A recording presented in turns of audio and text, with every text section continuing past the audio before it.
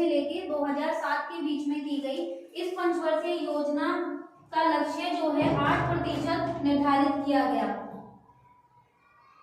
जिसके अंतर्गत शिक्षा, गरीबी उन्मूलन और रोजगार सृजन पर जोर दिया गया। यानी कि शिक्षा यानी कि साक्षरता दर को बढ़ाना, गरीबी को खत्म करना और लोगों को रोजगार उपलब्ध कराने पर जोर दिया गया। इसी के साथ साथ इस योजना के अंतर्गत सभी मच्छर मक्खी द्वारा फैले वाहित रोग नियंत्रण के लिए एक राष्ट्रीय कार्यक्रम चलाया गया, जिसमें सभी रोगों की रोकथाम एवं नियंत्रण के उपाय किए गए। राष्ट्रीय वाहक जनित रोग नियंत्रण कार्यक्रम यानी कि national vector borne disease control programme जो है वो 2003 में चलाया गया, और अगर हम देखें तो यह 10वीं पंचवर्षीय योजना के अंतर्गत चलाया गया। इस कार्यक्रम के अंतर्गत मच्छर से फैले हुए मलेरिया रोग और मक्खी से फैले हुए रोगों पर काम किया गया, उनकी रोकथाम पर काम किया गया। वंदे मातरम योजना जो है वो सन 2004 में शुरू की गई। इसी के साथ साथ इस योजना के अंतर्गत HIV, जिसके बारे में हम बहुत बार पढ़ चुके हैं, इसके उपचार के लिए एंटी रेट्रोवायरल ट्रीटमेंट शुरू किया गया। ये हम पहले देख चुके हैं कि इस उपचार के लिए ये ट्रीटमेंट यानी कि ART ट्रीटमेंट शुरू किया गया। 2006 में बाल श्रम पर प्रतिबंध लगा दिया गया, यानी कि 14 वर्ष से कम आयु की बच्चों के काम पर यानी कि श्रम पर रोक लगा दिया गया। अगर कोई 14 वर्ष से कम आयु के बच्चे से जबरदस्ती काम करवाया जाता है तो वह अपने जबरदस्ती कराए गए कार्य यानी कि बाल श्रम पर प्रतिबंध के लिए कानून से संपर्क कर सकता है, और साथ ही साथ उनके हित के लिए काफी विशेष कदम उठाए जाते हैं।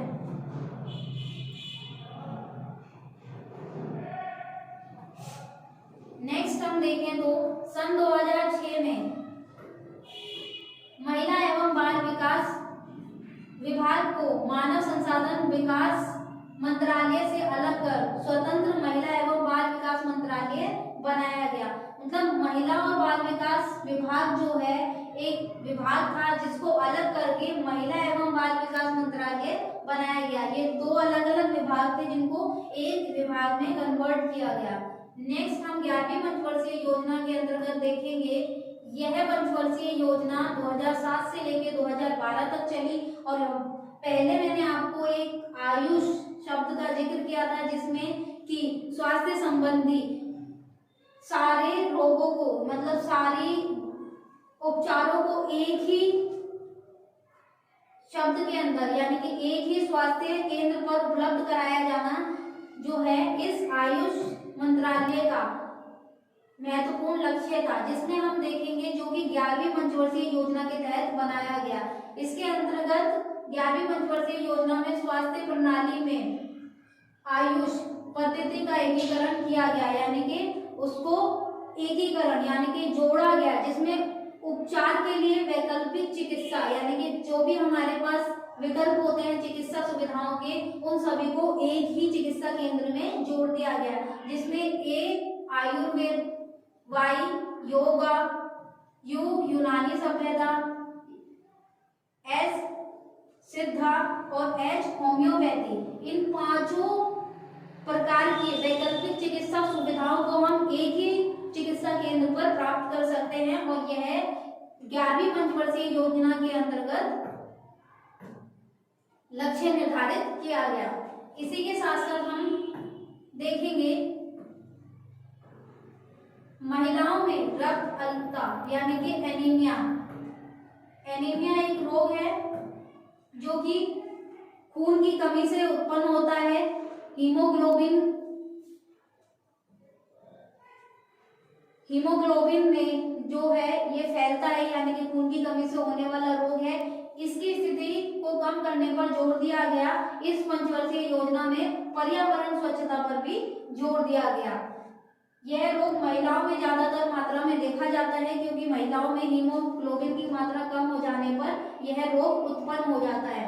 मातृत्व मृत्यु दर यानी कि MMR को भी कम करके 1/1000 जीवित जन्म तक लाने पर जोर दिया गया।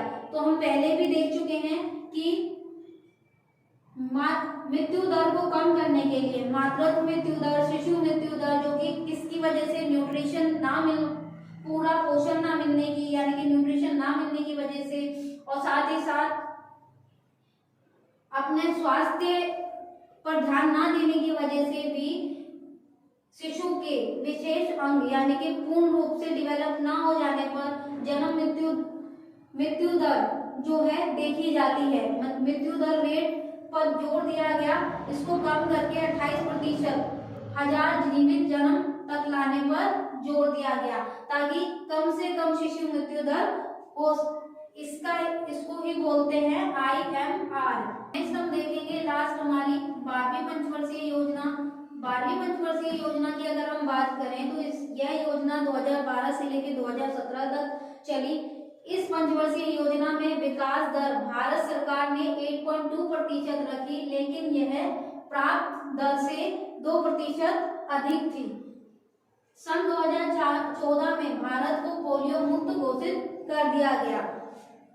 इसी योजना के अंतर्गत भारत जो है पोलियो मुक्त हो गया, यानी कि हम जिस डेवलपमेंट की बात कर रहे हैं वो धीरे धीरे डेवलप होता जा रहा है। केंद्र सरकार ने बेटी बचाओ बेटी पढ़ाओ योजना के तहत सुकन्या समृद्धि योजना 4 दिसंबर 2014 को शुरू की, जिसके अंतर्गत बेटी बचाओ और बेटी पढ़ाओ का नारा भी दिया गया, जिसमें बेटियों को पढ़ाने और बेटियों की मृत्यु दर पर रोक लगाने की बात की गई। 28 अक्टूबर 2014 को टीबी यानी कि ट्यूबरक्लोसिस टीबी मिशन 2020 घोषित किया गया, जिसके तहत 2020 भारत को टीबी से मुक्त करने का लक्ष्य भी निर्धारित किया।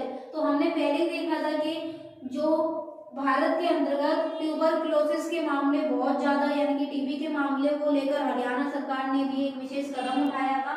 और इसी को अगर हम देखें तो 2014 को जो टीबी मिशन 2020 घोषित किया गया था, तो टीबी 2020 में यह लक्ष्य जो है पूरा भी हो गया।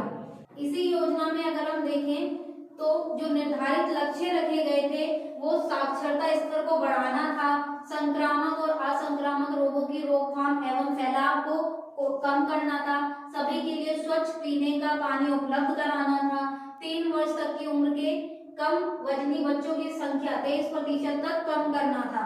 बच्चों के वजन के आधार पर यह पता लगाया जा सकता है कि बच्चा कितना डेवलप्ड और कितना सक्षम है और कितना हेल्दी है। इसी आधार पर उनकी बच्चों की संख्या 23% तक कम करना भी लक्ष्य रखा गया।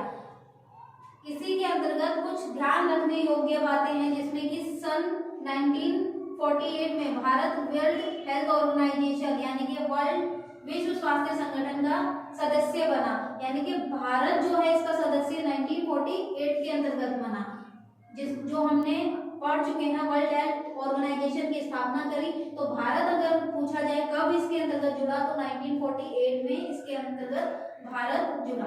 अब जो भी चीजें हमने पढ़ी हैं, जो भी पॉइंट्स हमने पढ़े हैं डेवलपमेंट को लेकर, चाहे वो एंशिएंट टाइम रहा हो, चाहे इंडिपेंडेंस के बाद का टाइम रहा हो, या फिर पंचवर्षीय योजनाओं के अंतर्गत डेवलपमेंट को लेकर बनाई गई योजना और निर्धारित लक्ष्य और सफल रहे लक्ष्यों का रहा हो, उससे रिलेटेड हम कुछ इंपॉर्टेंट क्वेश्चंस देखेंगे। जिसमें पहला क्वेश्चन है कि जननी सुरक्षा योजना कब शुरू की गई। तो जननी सुरक्षा योजना जिसमें कि जन्म दे रही जो महिलाएं हैं उनको लेकर एक योजना बनाई गई। तो वह योजना जो है 2005 में शुरू की गई, आपको ये याद रखना है। इसके बाद वंदे मातरम योजना कब शुरू की गई। तो वंदे मातरम योजना जो है वो सन 2004 में शुरू की गई। इसी तरीके से डायरेक्ट आपके एग्जाम में क्वेश्चन पूछे जाएंगे, जैसे कि यहाँ आपको दिख रहे हैं स्क्रीन पर। हमारा थर्ड क्वेश्चन है, हमने पढ़ा था आयुष चिकित्सा प्रणाली के बारे में, जो कि 7 में शुरू की गई थी।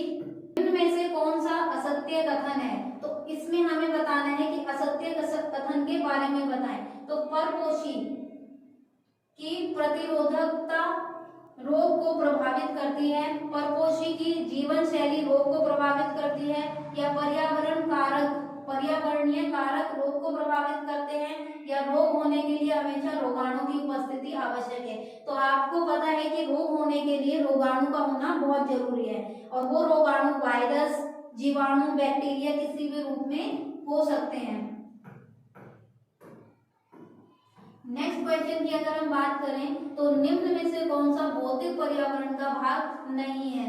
तो पर्यावरण के अंतर्गत हम किन किन चीजों को देखते हैं? तो आप ऑप्शन से ही बहुत इजीली आंसर दे सकते हैं कि पर्यावरण का हमारा वायु पार्ट है, तापमान भी पर्यावरण का एक अंग है, मृदा भी पर्यावरण का एक अंग है, लेकिन शिक्षा एक पर्यावरण का अंग नहीं है। तो इसका जो है शिक्षा आंसर सही होगा। नेक्स्ट हम देखेंगे निम्न में से स्वास्थ्य देखभाल की प्रकृति होनी चाहिए कैसी? स्वास्थ्य देखभाल की प्रकृति कैसी होनी चाहिए? यानी कि स्वीकार्यता, सुलभता, व्यवहार्यता या फिर सभी। तो आपको पता है कि स्वास्थ्य देखभाल के समय हमें जो रोग है या फिर जो भी चीजें हैं वो उनको व्यवहार्यता, यानी कि जब भी हम डॉक्टर से मिलने जाते हैं तो हम व्यवहारिक होना बहुत जरूरी है, और जो भी हमें रोगों से स्वीकार करना भी बहुत जरूरी है। तो इसीलिए ये सारे ही स्वास्थ्य देखभाल की प्रकृति हैं।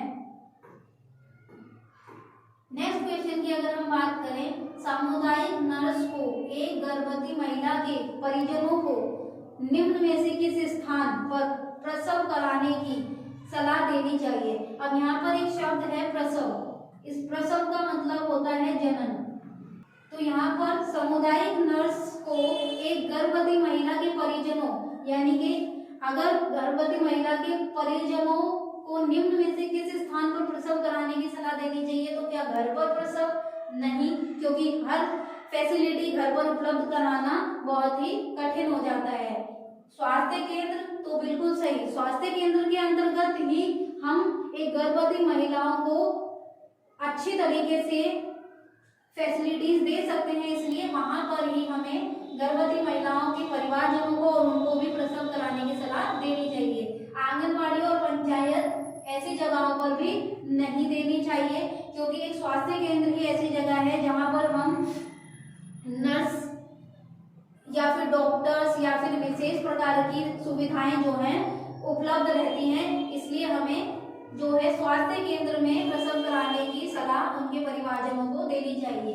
नेक्स्ट क्वेश्चन हम देखें तो सामुदायिक नर्स यदि किसी क्षय रोग यानी कि टीबी से पीड़ित रोगी का उपचार कर रही है एवं रोगी उपचार शुरू होने के 2 माह बाद उपचार प्राप्त करने नहीं आ रहा है, ऐसी अवस्था में नर्स का कार्य क्या होगा? यानी कि कोई भी रोग, चाहे वो क्षय रोग है या फिर कोई भी अन्य रोग है, अगर उसका उपचार बीच में ही रोक दिया जाता है तो स्वास्थ्य केंद्र या फिर उनके स्वास्थ्य कर्मियों का यह कर्तव्य बनता है कि वह रोगी के घर जाकर उनसे मुलाकात करे और उन्हें इस रोग के जो है सिम्टम्स या फिर इससे होने वाली क्षति के बारे में पूर्ण जानकारी, पूर्ण शिक्षा दे।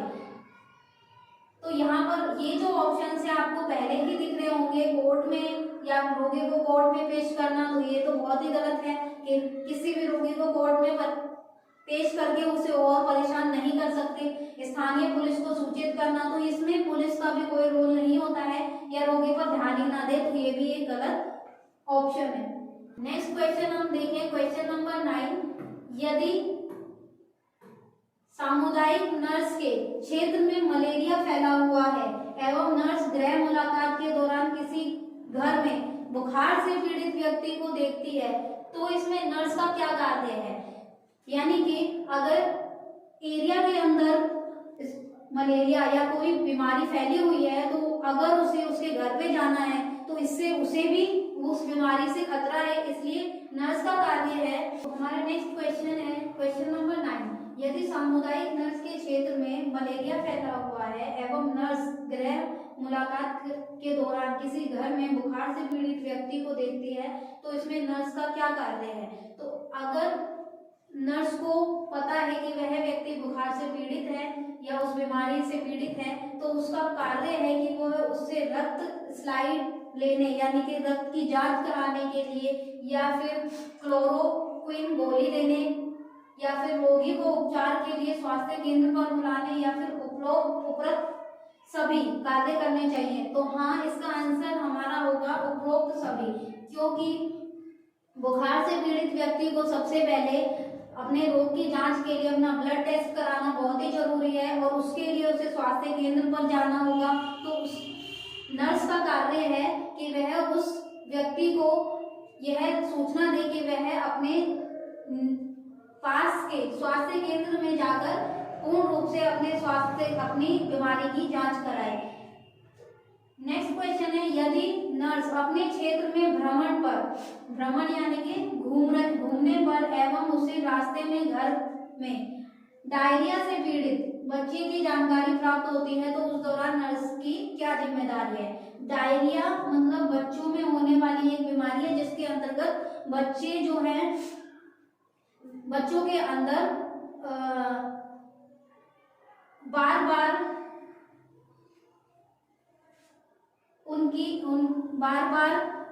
वह